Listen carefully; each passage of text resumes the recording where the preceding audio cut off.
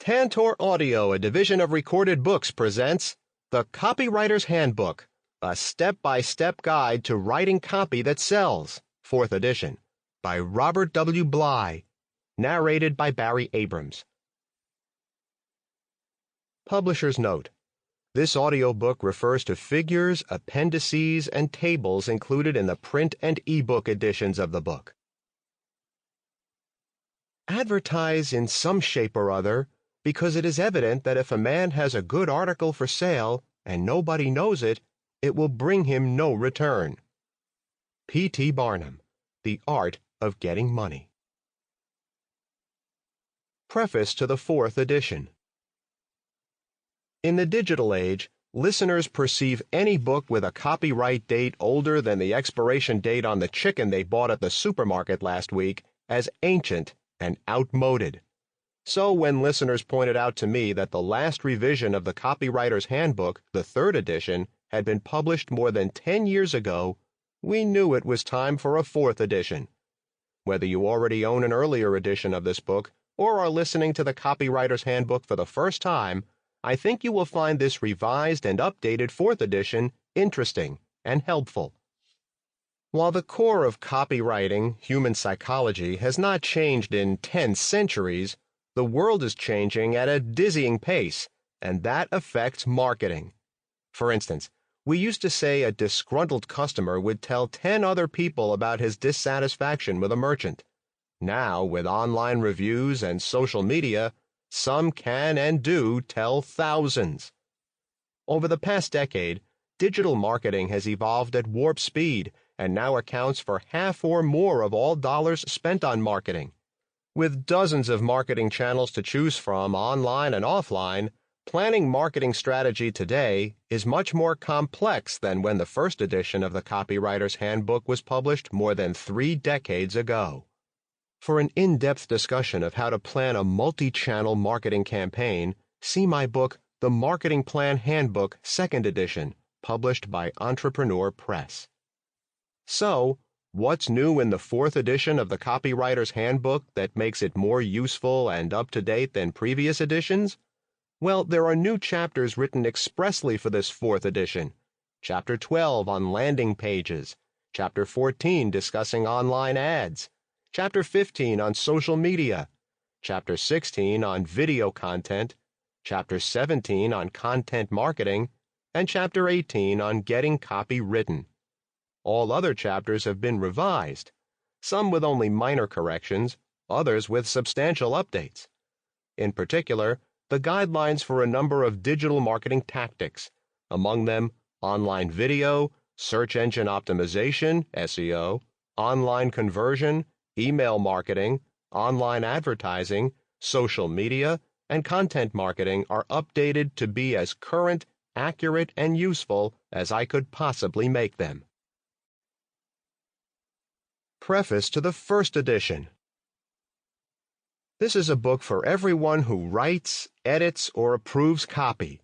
Ad agency copywriters, freelancers, ad managers, account executives, creative directors, publicists, entrepreneurs, sales and marketing managers, product and brand managers, internet marketers, Marcom professionals, content writers, and business owners. It is largely a book of rules, tips, techniques, and ideas. Many big agency copywriters and creative directors will tell you that advertising writers don't follow rules, and that great advertising breaks the rules. Maybe so, but before you can break the rules, you have to know the rules. And the number of rules and restrictions on marketing has multiplied at a prolific rate. This book is written to give you guidelines and advice that can teach you how to write effective copy. That is, copy that gets attention, gets its message across, and convinces the customer to buy the product. Beginners will learn all the basics they need to know: what copy is, what it can do, and how to write copy that gets results. For people who have been in the business a few years, the Copywriter's Handbook serves as a welcome refresher in writing clear, simple, direct copy. And the book contains some new tricks, examples, and observations that can help these folks increase the selling power of their copy. Even old pros may find some new ideas, or some old ideas that they can use profitably for their own clients. My approach is to teach through example. Copy excerpts from case histories and sample ads, commercials, mailers, web pages, emails, and brochures illustrate the principles of effective copy. Guidelines are presented as easy-to-follow rules and hints. Perhaps the copywriters who don't know the rules do produce great advertising, 1 time out of 1,000, but the rest of the time they create weak, ineffectual ads that look pretty and read pretty, but don't sell the product. And the reason they produce bad ads is that they don't know what makes for a good ad. If you master the basics presented in this book, I can't guarantee that you'll go on to write great advertising or win prestigious advertising awards, but I can be fairly certain that you'll be writing good, clean, crisp, hard-working copy. Copy that gives your customers reasons to dig into their wallets and buy your product and not someone else's. As you listen to the Copywriter's Handbook, you'll discover what you've suspected all along, that copywriters aren't literary people any more than they are coders, data analysts, or graphic designers. Copywriters are salespeople whose job is to convince people to buy products. But don't be disappointed. When you begin to write copy that sells, you'll discover, as I have, that writing words that persuade can be just as challenging and exciting as journalism, fiction, or other writing, and it typically pays a lot better, too. I do have one favor to ask. If you have a copywriting technique that has worked particularly well for you, why not send it to me so I can share it with listeners of the next edition? You will receive full credit, of course. I can be reached at Robert W. Bly, Copywriter, 31 Cheyenne Drive, Cheyenne, Montville, New Jersey, 07045.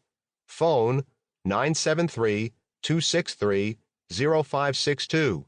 Fax 973-263-0613. Email rwbly, B-L-Y, at bly.com. Website bly.com. A note about you, the listener. Because this book has a dual audience, ad professionals who create advertising for clients, as well as marketing managers who commission the creation of ads, I use you to talk with both audiences, and I believe it will be clear which of the two a particular comment is directed at based on the context. Of course, the majority of what is in this book should be useful to both audiences. 1. An Introduction to Copywriting. A copywriter is a salesperson behind a typewriter. That quote comes from Judith Charles, president of her own retail advertising agency, Judith K. Charles Creative Communication, and it's the best definition of the word copywriter I've ever heard. Yes, I know you use a PC, laptop, or tablet and not a typewriter, but we were using typewriters when Judith said this back in 1982 or so, and I've decided to let the quote stand as is. Substitute PC or mobile device for typewriter in your own mind, if you like. The biggest mistake you can make as a copywriter is to judge advertising as lay people judge it. If you do, you'll end up as an artist, entertainer, or worse, a clown, but not a salesperson, and your copy will be wasting your client's time and money. Let me explain a bit. When ordinary folks talk about advertising, they talk about the ads or commercials that are the funniest, the most entertaining, or the most unusual or provocative. A prime example is the annual creative TV commercial extravaganza broadcast during the Super Bowl. These are the ads people point to and say, "I really like that." But the goal of advertising is not to be liked, to entertain, or to win advertising awards.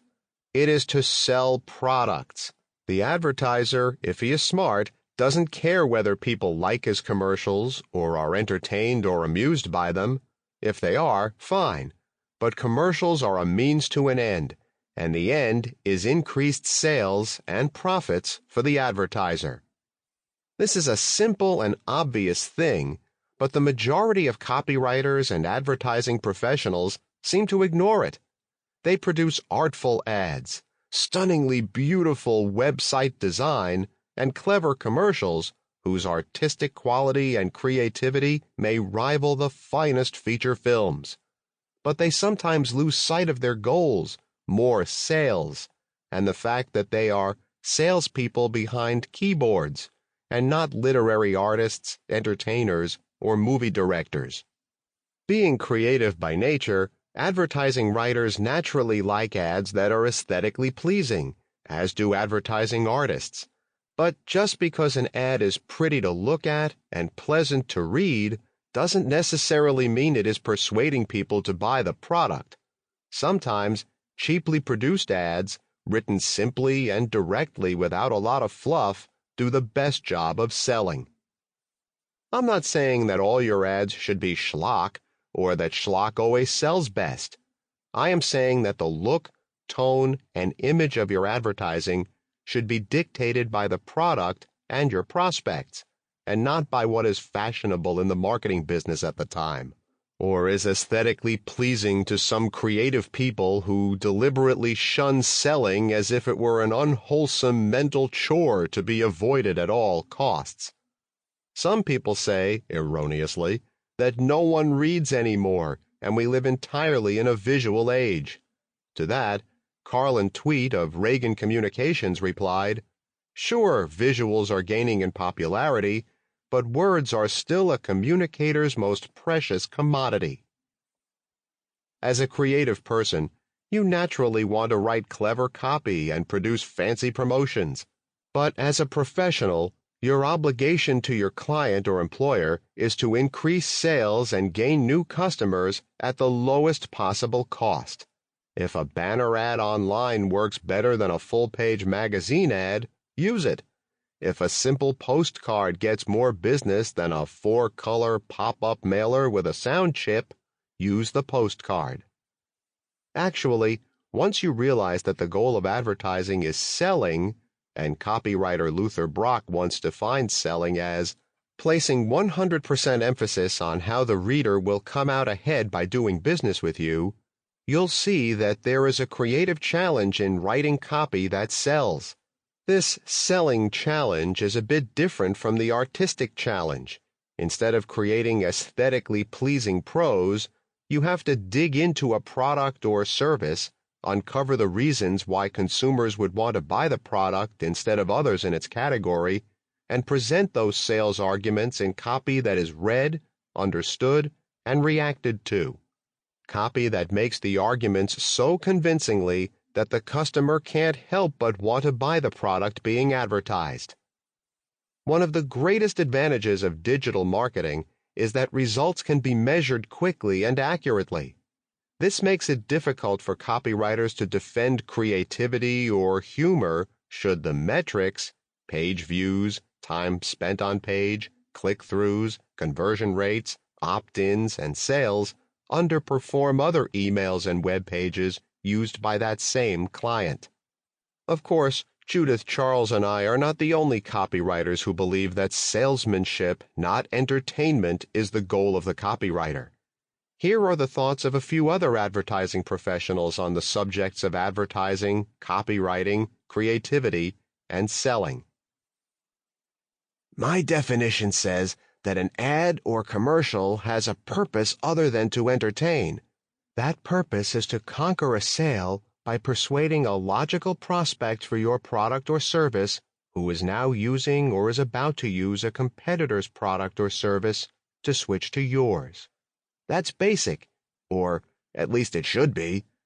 In order to accomplish that, it seems to me, you have to promise that prospect an advantage that he's not now getting from his present product or service, and it must be of sufficient importance in filling a need to make him switch. Hank Seiden, Vice President, Hicks & Grist, New York. For years, a certain segment of the advertising industry has been guilty of spinning ads out of whole cloth. They place a premium on advertising's appearance, not on the reality of sales. The result? Too many ads and commercials that resemble third-rate vaudeville, desperately trying to attract an audience with stale jokes and chorus lines.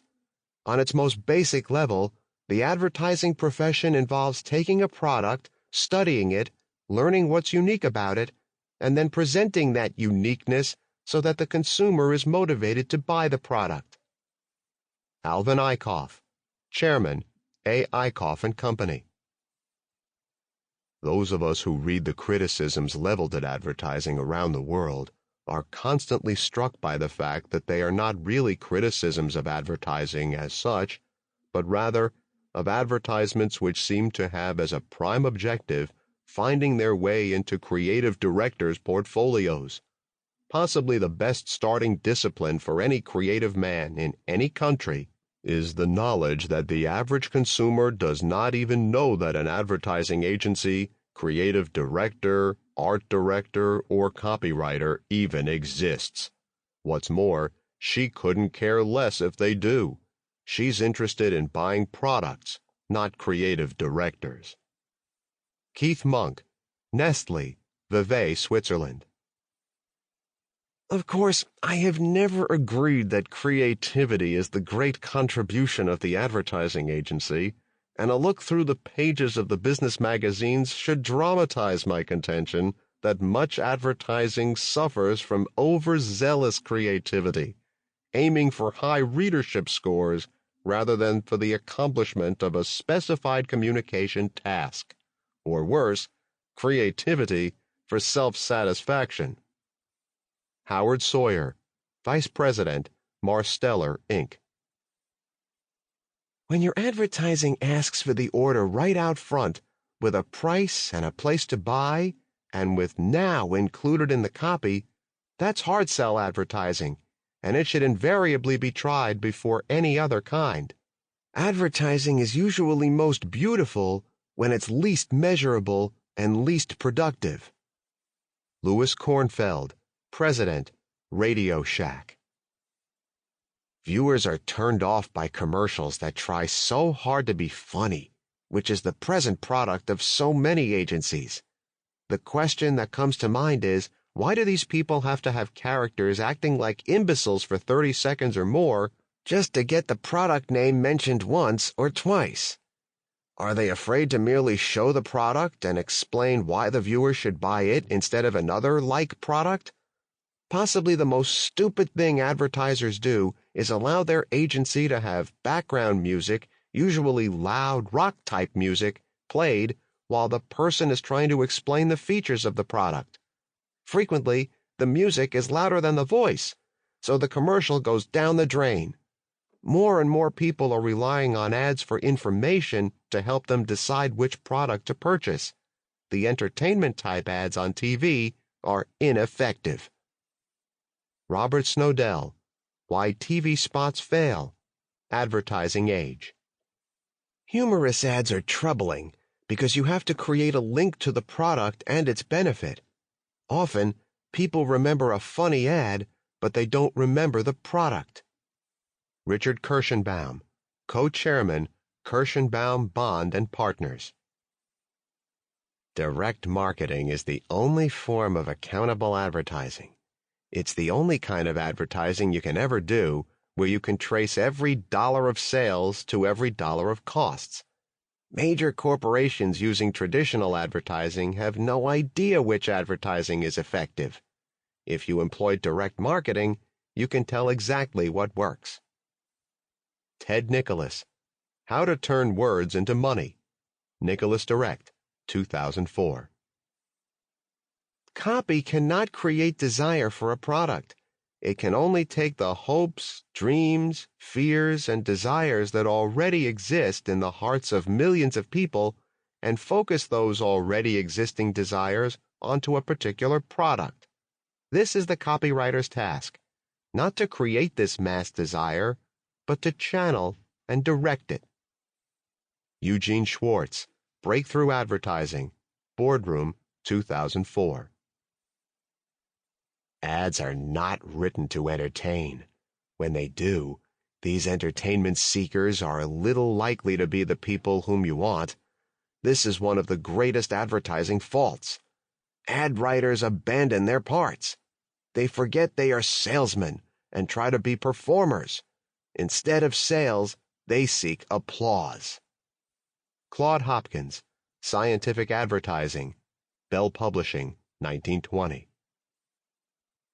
The advertisements which persuade people to act are written by copywriters who have an abiding respect for the intelligence of their readers and a deep sincerity regarding the merits of the goods they have to sell.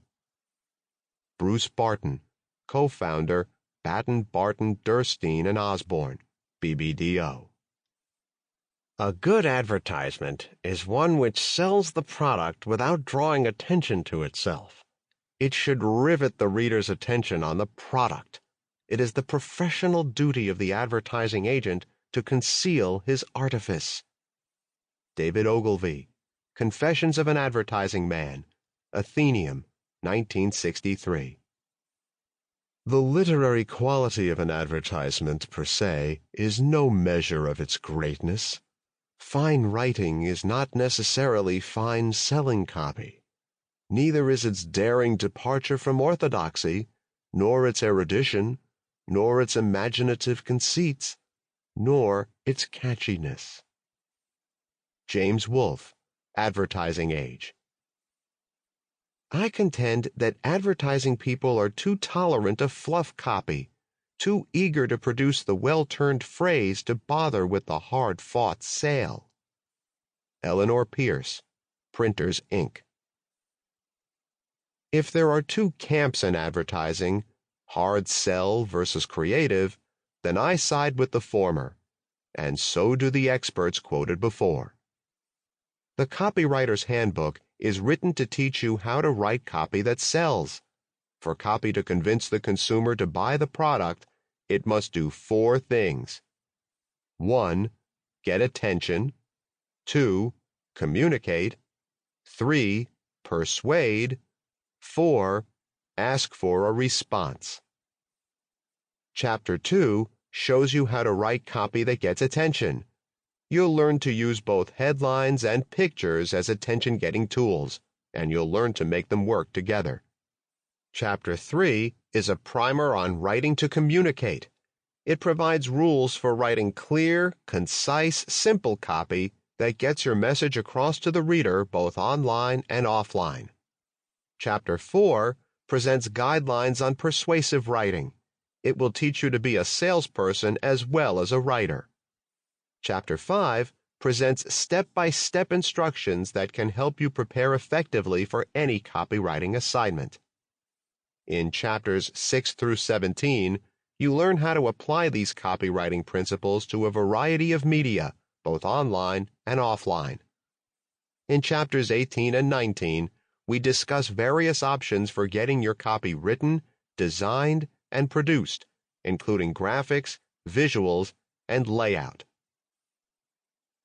Has the Internet changed copywriting for both writers and readers? The major event that has taken place since the publication of the first edition of the Copywriter's Handbook is the rise of the Internet as a marketing medium and channel of commerce. Many readers of the first edition have asked me, are the copywriting techniques the Copywriter's Handbook teaches still applicable in the Internet era in general, and particularly to writing for the web? The answer is, well, yes and no. The core of persuasion is pretty much the same. What has changed is what today is known as the sales funnel or customer journey, or, as the great copywriter Gary Halbert astutely observed, fundamentals never change, but current variations of how to best use those fundamentals are something you must always stay on top of. Undeniably, the Internet has revolutionized marketing because of its speed, accessibility, ease, and low cost. Sending an email marketing campaign is faster, easier and less costly than distributing the same promotional material through the mail or running it as magazine ads or on TV. Facebook ads can directly target the prospects you want to reach through access to consumer ads. Also, you know the preliminary results within minutes of broadcasting your email or your ads going live. In direct mail, it sometimes takes weeks before you know how well you've done. The 3 keys to writing copy that works in the digital age. Here are 3 ways the Internet has affected the manner in which copy is written, evaluated, and tested today. 1. Human emotion. First, good copy used to be primarily driven by an understanding of human emotion. That was the main factor that guided good copywriters to create winning copy. But today, there are not 1 but 3 key factors that influence how you create copy and make it work: human emotion, data, and compliance. Figure 1.1. Copywriter Frank Joseph writes, "There's never been any marketing of any type that is not enhanced by emotion and sincerity." Tyler Kelly of Slam Agency says, "I think we're going to see the rise of digital marketing professionals who not only understand digital, but understand people, how they think, what motivates them, and why they purchase." An important point is that the Internet has not changed human nature, nor does people's buying psychology change simply because they are reading your message online instead of offline. As Claude Hopkins wrote in his classic book, Scientific Advertising, "Human nature is perpetual. In most respects, it is the same today as in the time of Caesar. So the principles of psychology are fixed and enduring. You will never need to unlearn what you learn about them." 2. Data analytics. Human emotion remains important, but copywriting is increasingly driven by data as reported by analytics. A white paper from Signal notes, "Decision makers can no longer depend on experience, intuition, and second-hand information. Data is the single source of truth, the North Star guiding marketers in a world where change is the only constant." Or, as Jordan Pritikin from HubSpot puts it, "Great marketers listen to their numbers." Of the marketers surveyed by eMarketer, 55% said better use of data for more effective audience segmentation and targeting is among their 3 top priorities. You ignore data at your peril because they show what's working today. Also, quantitative measurement based on live data and tests trumps subjective opinion every time. As for data and information used as source material for copywriting projects, there is so much raw data and content on the web on every subject imaginable, some of my clients send me new links every 5 minutes for the project I am writing for them. For decades, I always told clients more is better than less. But now I am rethinking that position. Sometimes there are thousands of articles on the topic.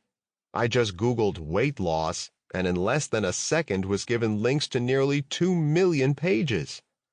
If I gave all 2 million articles on weight loss a careful reading, or even a quick scan, I could not possibly make my copy deadline. Renowned journalist John McPhee says, "Writing is selection." In an era of information overload, selectivity in writing is more important than ever. Some marketers are so data-driven that they ignore strong emotional copy, which frequently generates higher response rates than the mediocre copy used in so many tests. They also impose rules based on their extensive testing of ads in their product category and preferred medium, which are contrary to what experienced copywriters think they know. For instance, one client in a niche industry finds that the optimal length for a half-page newspaper ad headline is 8 to 12 words. Longer or shorter, and response drops. This is something I had never heard before writing for them, but their data trump my training, opinions, and instincts. 3. Digital compliance. You must follow the Sample complete. Ready to continue?